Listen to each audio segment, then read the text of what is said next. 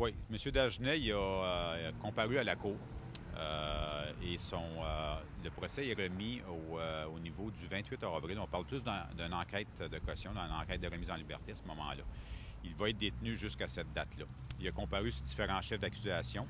On parle d'introduction par effraction, de séquestration et plusieurs chefs d'accusation concernant le port d'armes à feu. Ces armes à feu, est-ce que c'était des armes qui étaient légalement enregistrées? Oui, c'était légalement enregistré à son nom. Tout était légal. C'est sûr que concernant l'événement, l'arme est devenue illégale puisqu'il a été tronçonné ou ce que le canon et la crosse a été coupés. Au moment où on se parle, c'est très, très difficile de un petit peu expliquer ses intentions. Ce qu'on peut confirmer, c'est qu'il ne serait pas relié à l'école, au niveau autant d'un enfant que du personnel de l'école.